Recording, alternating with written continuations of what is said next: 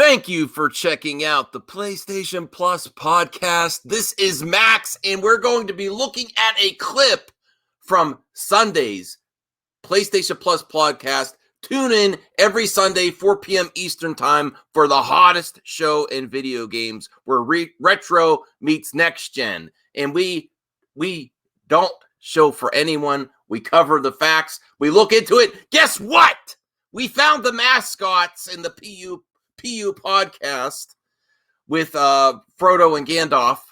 Mascot characters shall not pass. This is what 3 out of 3 ladies agree from the PlayStation Plus podcast, that there is hypocrisy going on. Look at all those mascot characters. So enjoy the clip and stay tuned for more. Sundays at 4 p.m. Eastern Time. Here we go.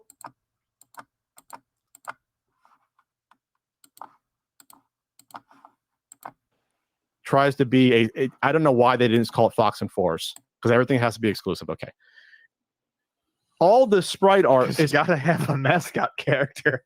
I don't understand why they don't get that part. Yes, they're but because they're nitpicking, man. Right. Yeah, they are. They're pulling at strings. Well, yeah, I mean, it just feels like looking for something to criticize. Mm-hmm. Well, I mean, if you go back to the 90s, like some of the old school gaming, like Sonic and stuff, yeah, everything was a mascot character. So exactly. So this is so what? The Amico can't have a cute mascot character like all those other consoles. I mean, these guys are insane. No, I mean, but that's good for me. Like, I like that. That's one of my favorite eras of gaming, is when they all had these like edgy 90s mascot. Now this one isn't edgy. This is more kid friendly. Right, like I kind of figure, like, you know, it's kind of like a kid friendly answer to Conker's Bad Fur Day. Mm-hmm. Well, that would be really opposite of Conker's Bad Fur Day. But no, Finnegan Fox, I think that's a cute name. I understand why they changed it. If you're the Fox and Forest, I know of the game. It is just like it's a good game, but it's more generic, and they're trying to give it a little more oomph for younger kids. When you present it to a kid and you say, "Do you want to play Fox and Forest, or do you want to play Finnegan Fox?" Yes, that's much more memorable. I mean, that just proves it right there. So I definitely get why Tommy did it. I don't understand why the retro community can't get behind it. I don't think these guys really truly represent the retro community, though, man. No, there's a lot that are attacking this video. There's some that I follow that went into the comment section there that are agreeing with them. So let's just get back to the main complaint. That's the really weird out of touch thing that's sticking out for me with this. So desperately wanting to create a mascot character when mascot characters haven't been big since the 90s. Yeah, impossible. That's not true. Mario's still going strong. Yes, exactly. Sonic is so Sonic is like it was like the number one video game movie of all time. Think how popular he is. Right, Sonic. I mean, come on. That's a good point. But I don't know, like mascot characters. I feel like that's kind of an evergreen. It's like always go to, you know. Of course, That's why Nintendo still exists. That's all they got in the back. Not to mention their room is full of mascot characters. Yeah. These guys, man. I mean, it's out of touch. What have you lost your joy? No, this is genuine criticism, because this is what happens with gamers as they get older. They become entitled, elitist. Yes. I don't know, Matt. I don't know, Matt. I mean, Max. You and I are older, and we're not, elitist. We're, open to gaming. I mean, why would you want to crush the joy of younger exactly. generations? I don't know. I just find it funny that these two guys are talking from a room full of mascot characters. Yes. So 90s. Like, I don't know. Like, I mean, aren't you shooting yourself in the foot over here a little bit? I mean, you could literally count all the mascot characters. Yes. Totally, look at it! Wow. I'm gonna send this to Tommy, and that was the best response too. You're sitting in a room full of mascot characters. Do you? You're looking like Gandalf and Frodo. Like, oh my goodness! I'm not even kidding. Well, here's my thing, right? Opinions are subjective. I love that people who do these things, they don't put a disclaimer. When I do videos critiquing something, I always put in that this is my opinion. I put the disclaimer in all my videos. This is my opinion. There's nothing facts about my opinion. If I have something factual, I'll bring it to the table. So opinions are subjective. So what they're doing is they're making their opinion and kind of presenting it as if it's like a fact. And it's like, your opinion is just that. That doesn't mean that you are right. It's just your opinion on how you feel about this specific product that you're critiquing. So it's literally like what I said, but people who are watching this, they're going to take it as, oh, I like these guys. Oh, what they're saying is completely accurate. It's like, no, they're giving you their opinions and their thoughts, but where is the facts that back what you're saying? It just sounds like you're just critiquing it based on like your dislike of possibly just Tommy himself. Bias and narrative, and they go across the line of opinion to misinformation accusations. It's similar to the way a lot of people hate on Zack Snyder. They just judge. I mean, this is internet problem based on their hatred for the person, and it's completely unfounded. They're doing that to Tommy here. That's what it is, they're looking for ways to nitpick. Now, so far they've just done opinions, but now they're going later on in this video. They accuse him of falsifying the video to cover up the quality of the product, and that's where it goes across the line. But I do think they could have a small point about some input lag, but I do not, and I do not see this being released and you getting it in your hands, and then there'd be a large lag between you and the character movement. If there is, that will be a problem, but you wouldn't know unless you actually play it yourself. Right. The problem of accusing of complaining about input lag when you can't actually play the game yourself is that it's a video. He's obviously cutting between playing the game and showing you a video demo of the game. So it's edited together a certain way. So these guys are just totally off their rocker. Now, here's the whole context of this whole back and forth between Tommy Tallarico and these two. Here, maybe take them off the screen for a second, Matt. We'll put them back so everyone can get this reaction. So this is how you see how ridiculous these guys are.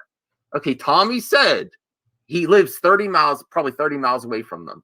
He said you could come play it in person to see that there's no problems, and they won't do it. They just keep making videos like this. Okay. So now that you know that part, so wait, how can you respect their opinion at all? So that just tells me that they want to have clicks. Yes, exactly. And they don't actually give a shit whether or not the game's good or not. They just want to have clicks. It's like a certain director we love inviting all these people to the set of the movie to see what he's doing, and they're being all excited and acting like they love it, and then they turn around and write negative. He said he would drive it to their house. He said he would go to their podcast and present it to them. Yes. It's like certain director being accused of being misogynist and us posting link on a freaking stream where he is with 9 women. Exactly.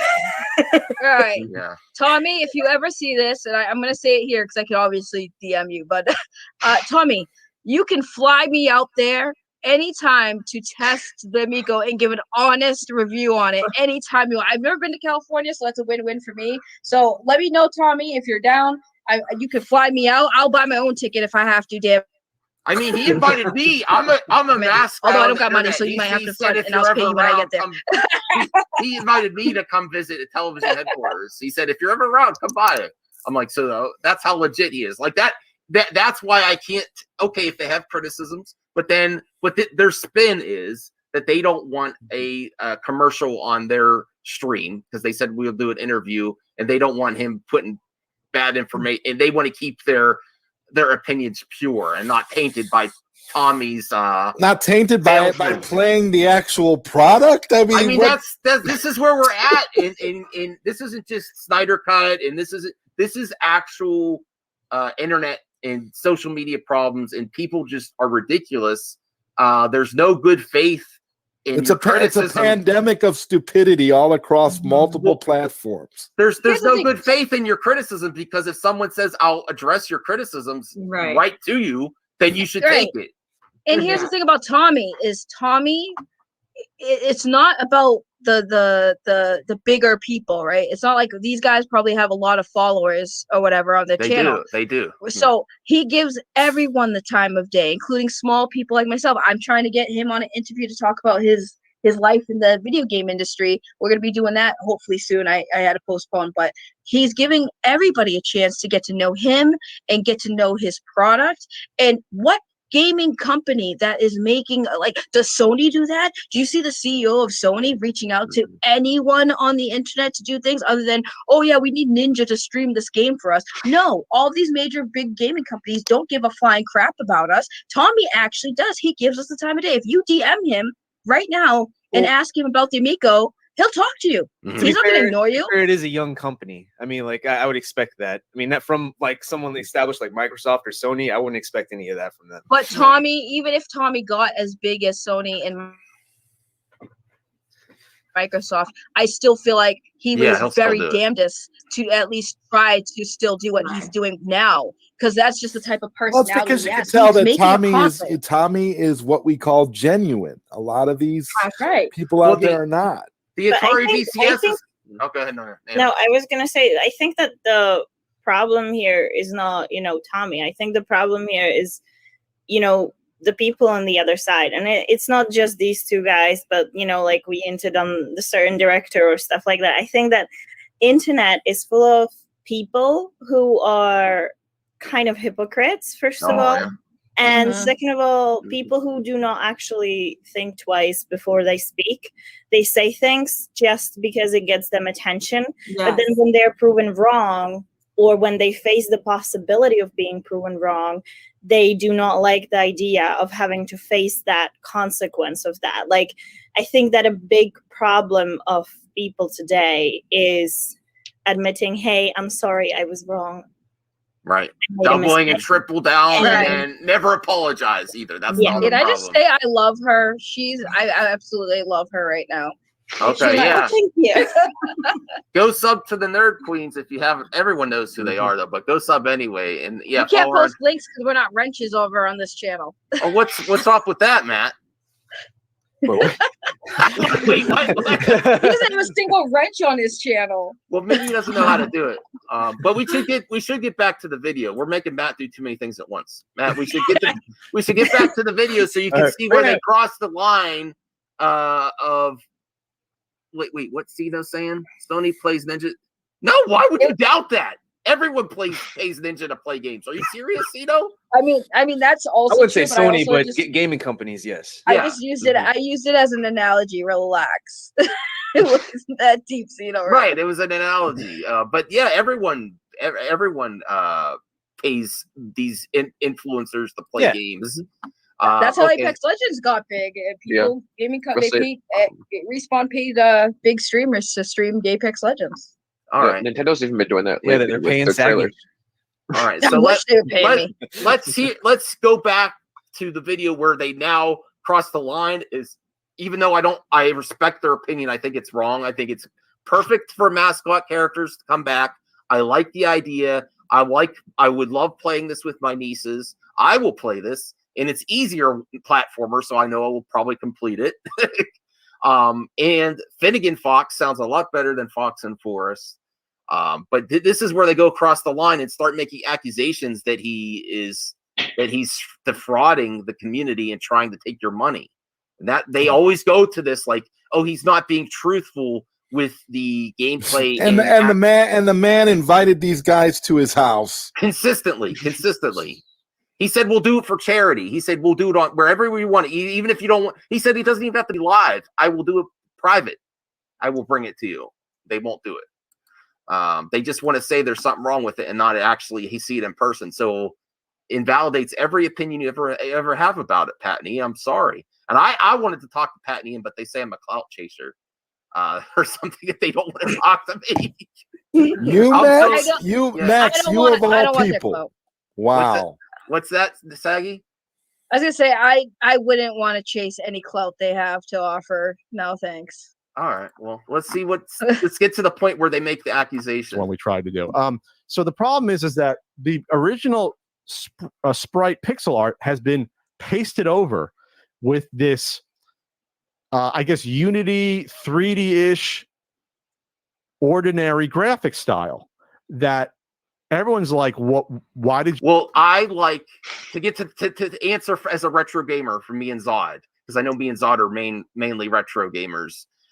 We prefer chunky pixel art, but we are not oblivious to what is popular right now with young people. They are going to be used to this style. Yeah, but these guys are not. But the thing is, Max, these guys are not spring chickens either. These guys like that same stuff. So for them to be acting like that, like this is a bad thing. No, but this isn't the classic pixel art. This is more like it's a new style. It definitely has a classic animation style to it. They call it like the Flash style, like Flash.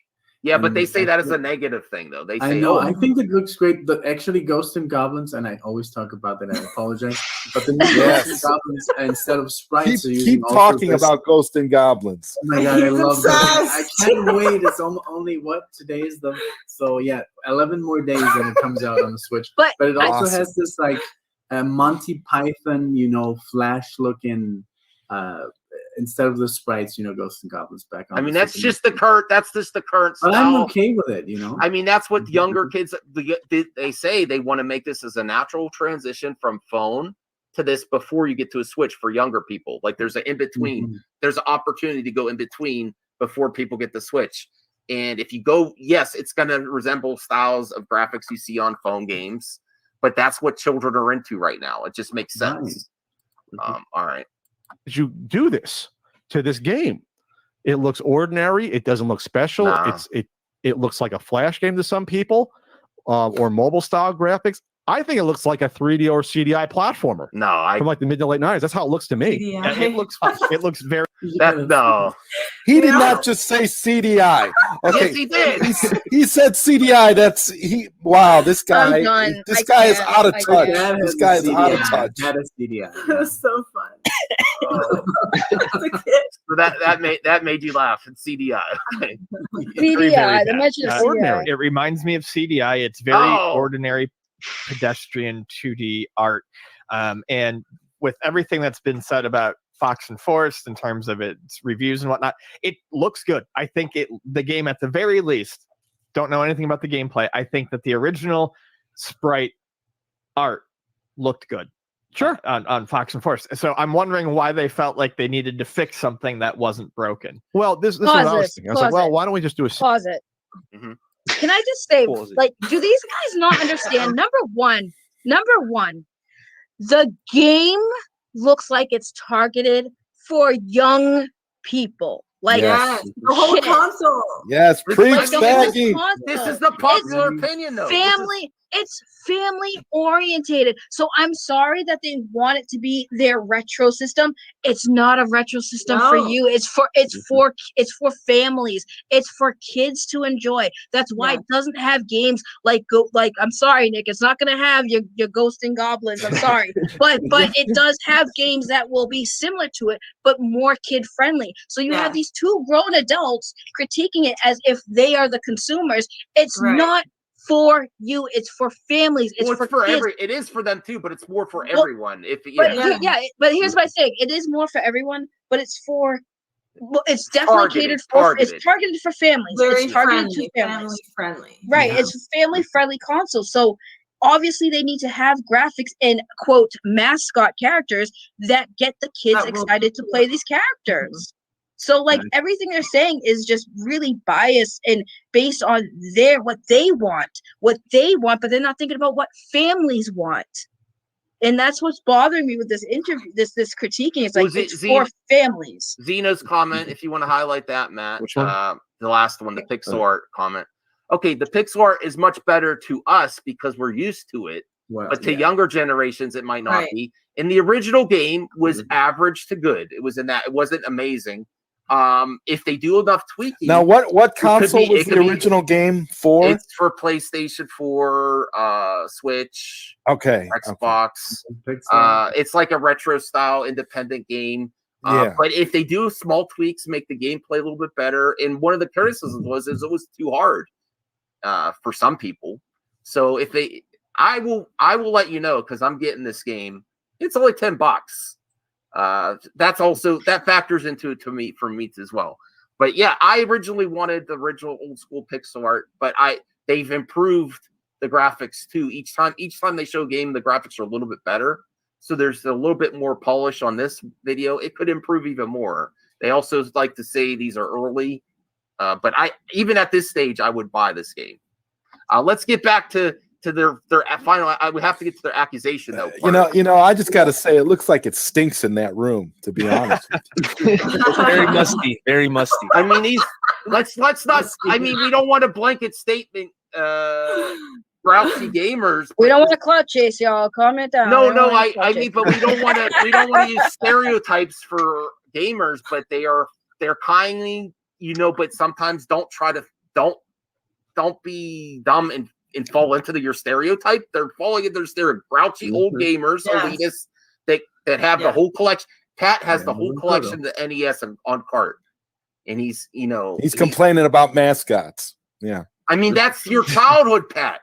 Pat, that's your childhood. Why are you going to deny that for future generations? I don't want young kids just to go straight. Isn't this the same guy that gatekeeps? Yeah, it's the same guy. He gatekeeps. He gatekeeps. All right.